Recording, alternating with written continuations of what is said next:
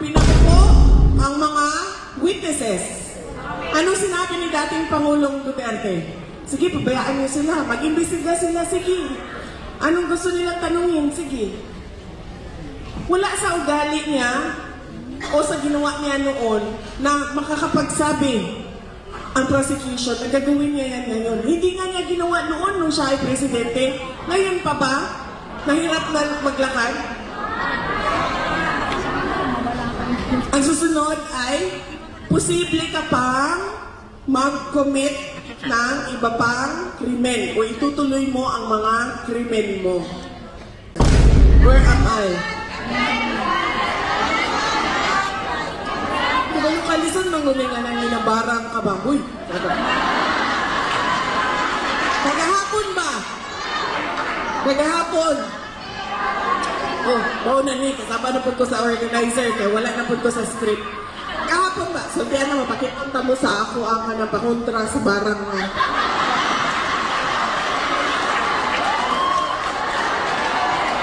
Again. Kamu ba? Ayaw mo pamikpik gahapon. Picture taking sa Tokyo. Asa na sinasample ko dito, Ben? Ma'am, ano ka ba? O, si Inday Sara daw ni. Anak, picture. Picture.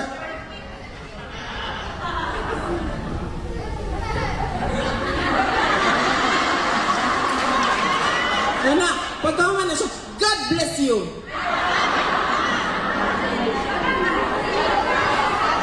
Unya, alangan, kay busy man ko. Daghan man kayo ang tao, diba? Paglini na ako, wala na siya.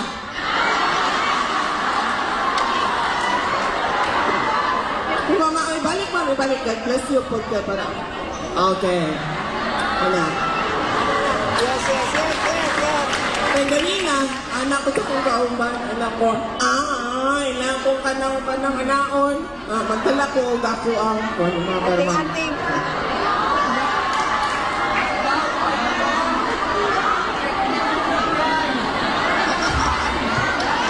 Magdala ko, kanyano. Hindi man ko siguradong Duterte mo tanan, basta na ay pink to rin.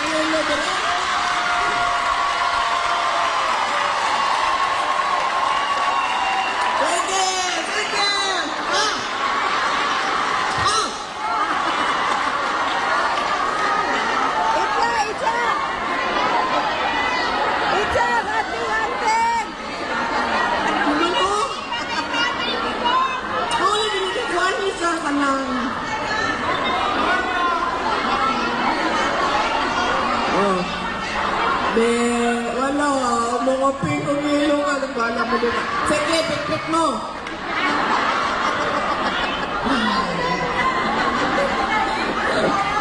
Ang buwan na ninyo, ma'am, ang pangalan na ninyo, Black Obsidian.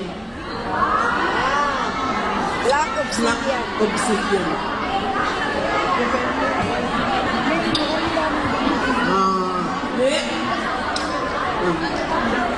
Ulagi mabalas na yung tako. Dapat rin nakuha naman siya. Alam nga nakakukto na ako. Uy, ano ba? Ano kami? Ulit makagaba niya na.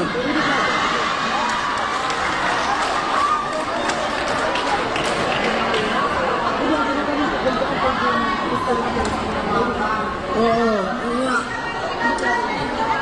Wala ba yung takibalo sa mga walang tinaguan nila, no? Naka-green yung t-shirt, pero pag ablihan mo ang kasing-kasing, yellow di ay ang...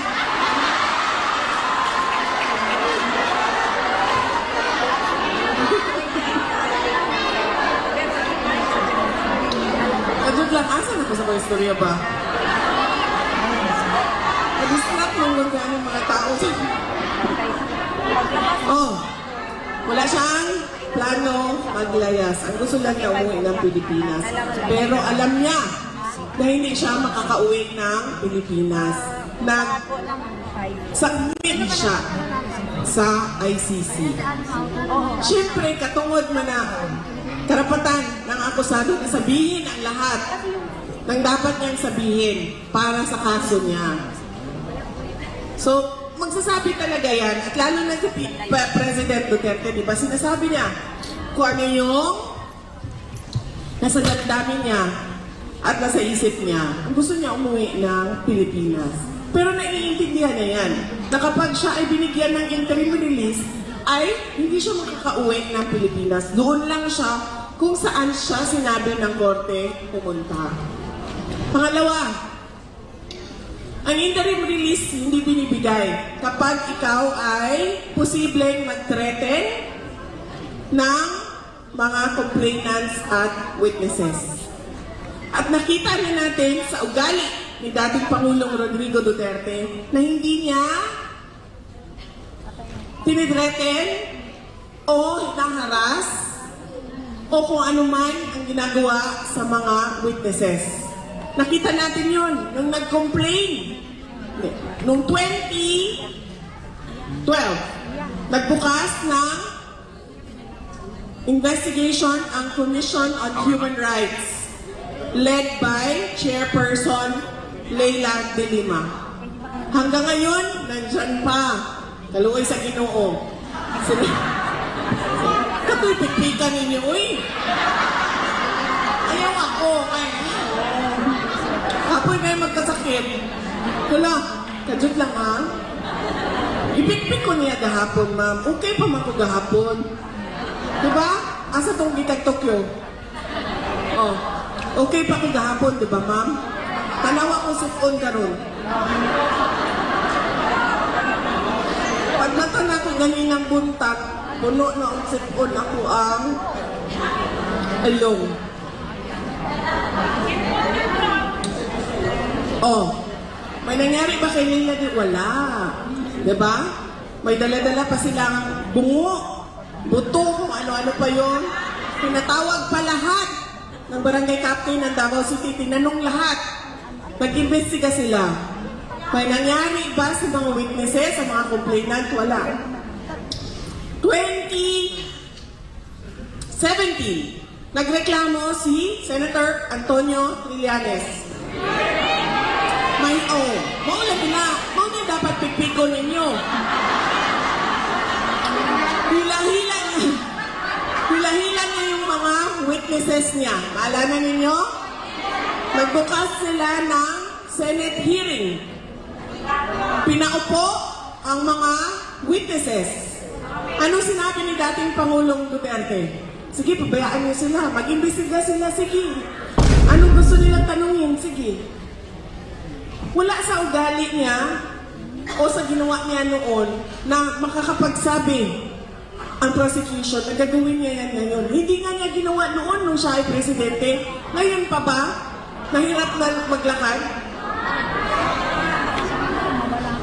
Ang susunod ay posible ka pang mag-commit ng iba pang krimen o itutuloy mo ang mga krimen mo.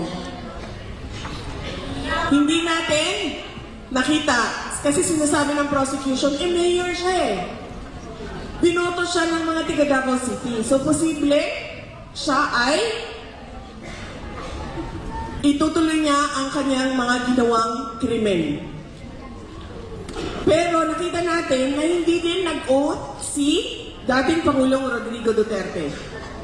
Hindi din siya mayor ng Davao City. Kasi sinasabi niya, ayaw ko na ang mayor ng isang syudad ay nandito sa malayo at nakakulong. Dahil hindi makatarungan yun para sa mga tiga Davao City.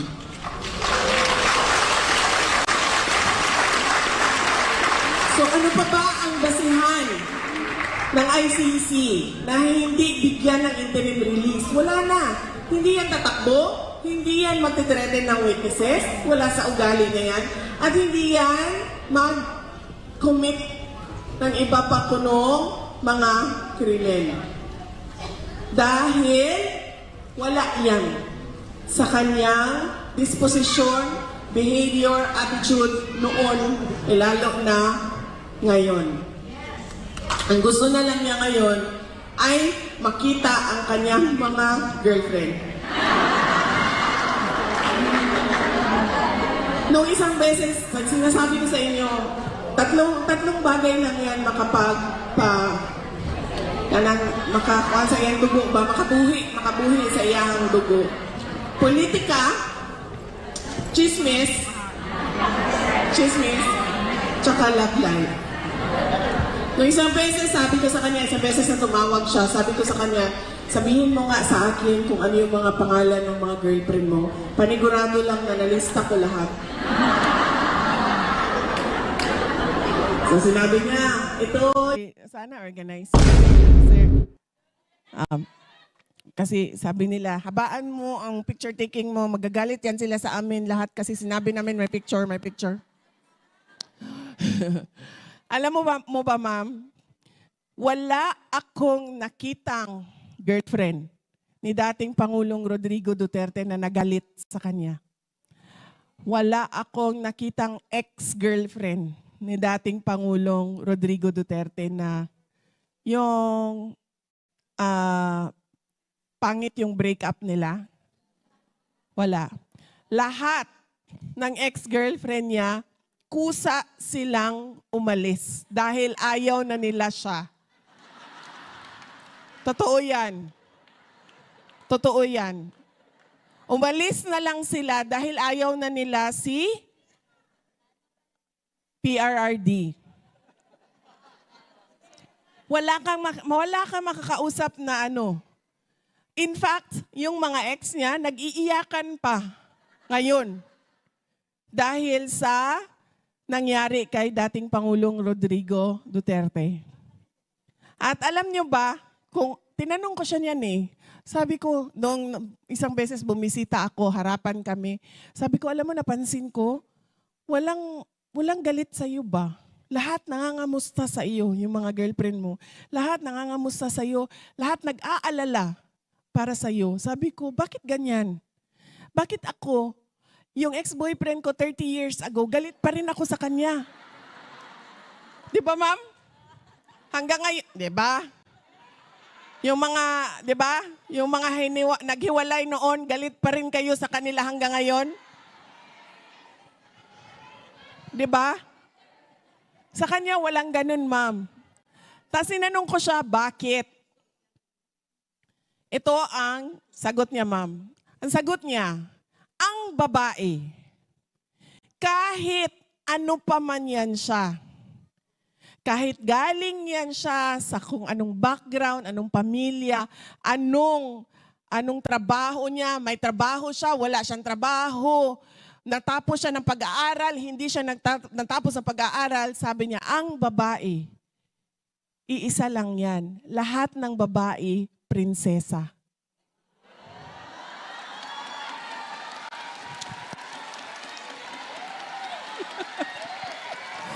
Diba? Paki-translate sa mga asawa ninyong Hapon. Totoo, ma'am. Yan ang sinabi niya. Yan ang sikreto niya. Sabi niya, sa akin, wala yan. Natapos siya ng grade 3, grade 4, tapos ako abogado, wala yan. Sabi niya, may trabaho siya, wala siyang trabaho, wala yan. Sabi niya, basta lahat yan sila, prinsesa. So lahat yan sila para sa kanya ay pinagsisilbihan.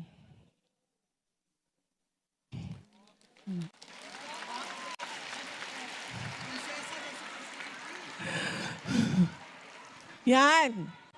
Hindi ko lang alam kung gusto niya yan sabihin sa inyong lahat, pero yan ang sagot niya sa akin. Dahil nagtaka talaga ako, bakit walang ex-girlfriend na galit? Na walang ex-girlfriend na nagsabi, Mayra niya. Except sa akong mama. Pagkulong sa akong papa ni anak akong mama, Mayra pud na niya, day.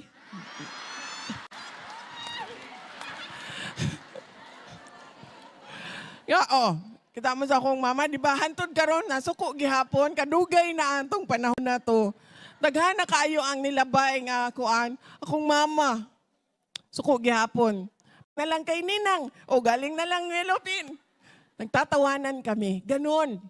Pag wala ka sa posisyon at wala kang power, nawawala lahat ng tao. Pero si Attorney Vic Rodriguez, sinamahan niya si BBM kahit talo si BBM.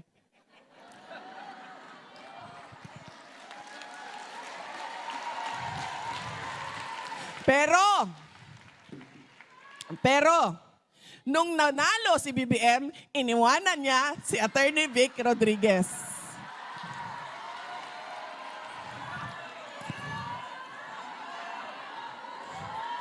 Ang pinakaunang nalagas, hindi ako. Kasi ako, nagtiis pa ako ng 2 taon.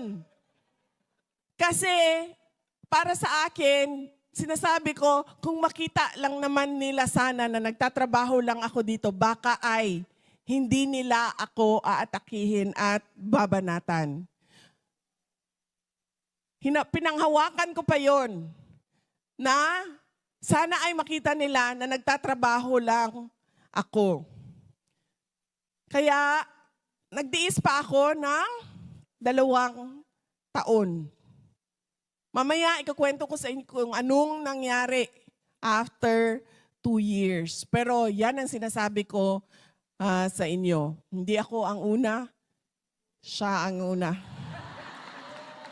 Siya ang pinakaunang nalagas. Nung mga pagpapasalamat ko po, mula po sa pamilya namin, ang susunod po na pagpapasalamat ay galing po kay dating Pangulong Rodrigo Duterte.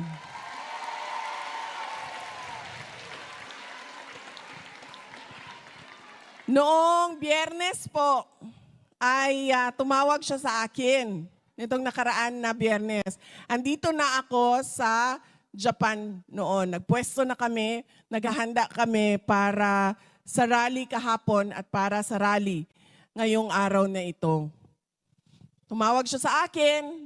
Ang una niyang sinabi ay, kamusta ka na? At ang una ko namang sagot sa kanya ay, nakalimutan mo ata ako kasi huli kang tumawag nung nakaraang Biyernes pa. 1 linggo na ang dumaan, ang chismis ko, nagpatong-patong na. Nabasa siya, tapos sabi niya, layo pa ng binyahe namin. Sabi ko, kami din ba, maglayo pa na ng binyahe ito. So, marami sa inyo ang nagsakripisyo para pumunta dito ngayong araw na ito. Maraming salamat. At, yes ma'am, ang instructions po sa akin sa organizer ay huwag daw ako masyadong madaldal dahil gusto daw nila bigyan ng mas mahabang oras ang picture taking. Yan po ang instruction sa akin. Sabi niya, Sara, huwag masyadong madaldal dahil mag-picture taking pa tayo. At ang huling pagpapasalamat ay pagpapasalamat nating lahat sa ating Diyos.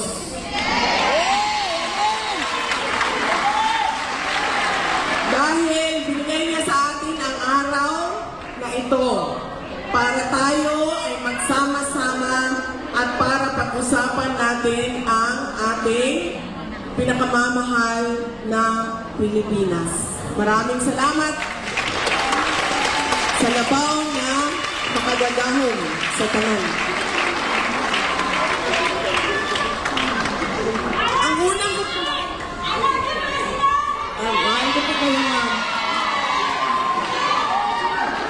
sabi ko nga po, ma'am, matagal ko natanggap kung ano yung gusto ninyo. Pero sinasabi ko sa inyo, natanggap ko na siya, ma'am.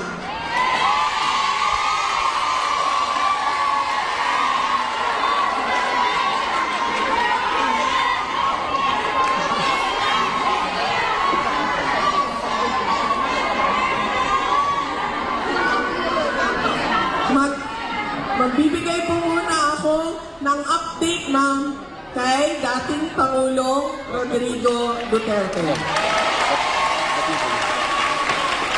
Marami po sa ating mga kababayan ang pupunta po doon sa Hague nagpapakita ng kanilang suporta. At madami tulad ninyo na gumagawa sa buong mundo, iba't ibang lugar, gumagawa ng mga programa para ipakita ang suporta kay dating Pangulong Rodrigo Duterte. Unahin ko po ang updates ng mga abogado. Dahil gusto po ni Attorney Nicholas Kaufman ay maintindihan ninyo kung ano po yung mga final niya nandoon sa loob. At Senator Robin Padilla.